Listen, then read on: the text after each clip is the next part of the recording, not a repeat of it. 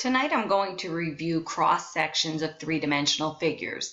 I'm assuming in class you've done a lot of exploring with this. I just want to make sure that you have solidified in your mind how to determine what the cross-section of a three-dimensional figure will be. So here's our objective. I can describe the two-dimensional figures that result from slicing three-dimensional figures. And the nice thing at the 7th grade level, at this point you're only expected to go parallel to the base or perpendicular to the base. So that's kind of nice. If I look at a cross-section of an apple, we see cross-sections all the time in real life when we slice things. So this would be the cross-section of an apple. Sometimes cheese comes in these beautiful wheels. If you cut down perpendicular to the base, you would see you'd end up with a rectangular cross-section. So that's what we're going to look at. We're going to look at what kind of cross-sections we get when we slice a three-dimensional figure. Cross-section is the two-dimensional shape created when slicing through a three-dimensional shape with a plane. The plane you can think of as like a piece of paper. Like if you chop down with a piece of paper, what would happen? Well, a parallel cross-section takes the shape of the base. When you do cut a shape parallel to the base, it takes the shape of the base. Let's take a look at some. So here's a parallel cross-section. So parallel to the base, this middle slice would take the same shape as the base. If we cut a middle slice here, try to shove a sheet of paper cut through the center of this, it would take the same shape as the base. So if you're parallel to the base, cross-sections parallel to the base, will take the shape of the base. So in a triangular prism, if they ask you to cut and slice through parallel to the base, you will have a triangle. In a rectangular prism, if they ask you to slice through parallel to the base, you'll have a rectangular cross-section. Let's take a look at some pyramids maybe. Oh, no, there's another prism. A prism that is a pentagonal prism. You remember our prisms are named by their base, and all other faces are rectangles. So if you go parallel to a pentagonal base, a slice through, see how it's almost like a sheet of paper they shoved through there, will be a pentagon. So as long as you're cutting parallel to the base, you'll take the shape of the base. Here would be a pentagonal pyramid. So even if you have a pyramid where all the lateral faces are triangles, pyramids are still named by the shape of their base.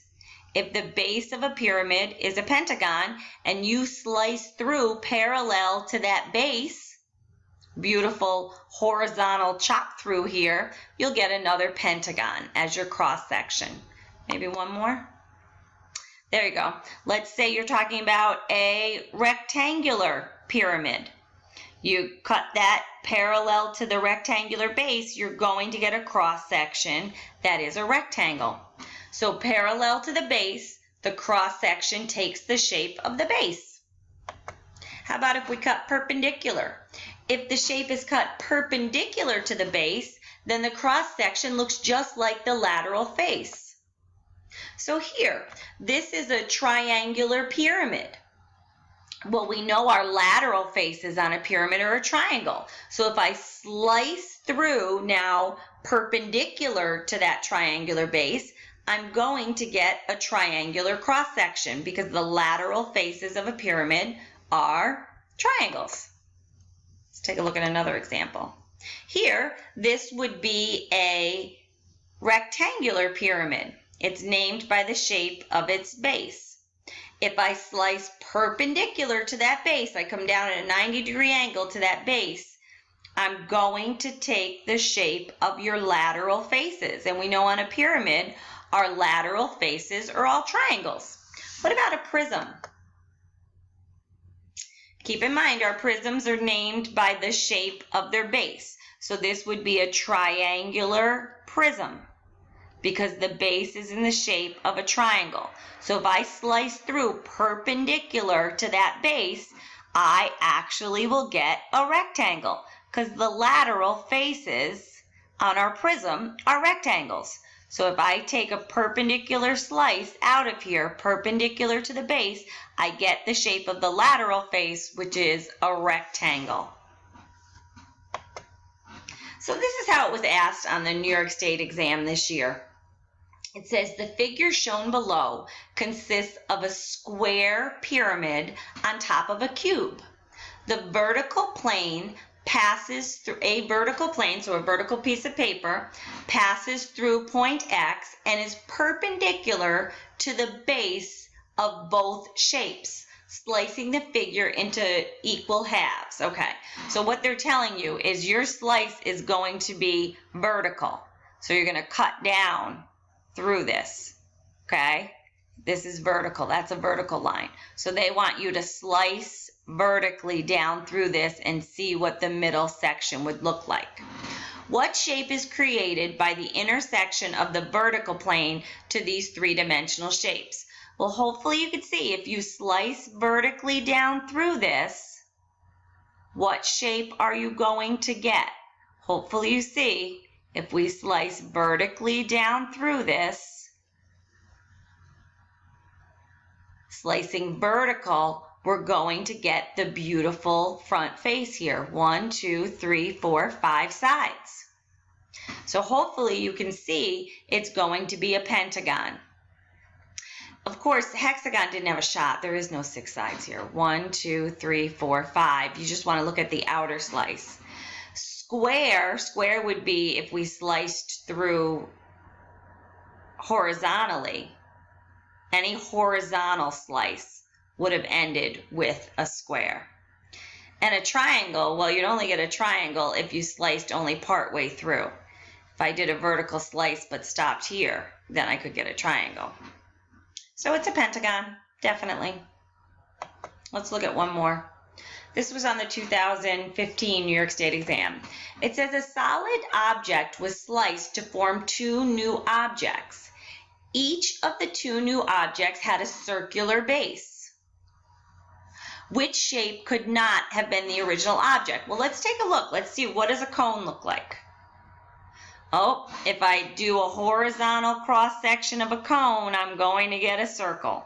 So I want to know which could not have been the original. The 2 new objects have a circular base. Well, if we slice a cone horizontally here, parallel to our base, we're going to get circles. So it's not a cone. Let's take a look at a cylinder. Oh goodness, if we sliced a cylinder using this horizontal plane, the cross section will be a circle. Parallel to the base, we're going to get a couple of circular bases there. Can't be a cylinder. Let's look at some prisms. Here's some prisms. Let's see, if we cut these objects, if I chose to go parallel to my base, this one would be triangular and rectangular faces. This would again still have all rectangular faces.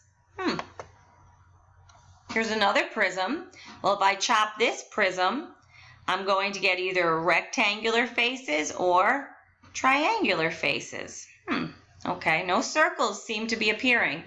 So prism seems like it could be the object. Let's just double check with the sphere. Sphere is just like a ball.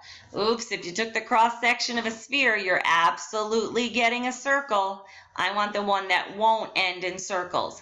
And we know our prisms are made up of polygon faces. Our lateral faces will all be rectangles. And then you're named by the shape of your base. So you might be a triangular prism. Lateral faces are all rectangles, and the base has to be a polygon. That might be a triangle, could be a rectangle, could be a pentagon. But the whole point is it's got to be a polygon. No way it can end up being a circle. So hopefully you can see prism is definitely the object that would never have circular bases. There are no circles in prisms, only polygons.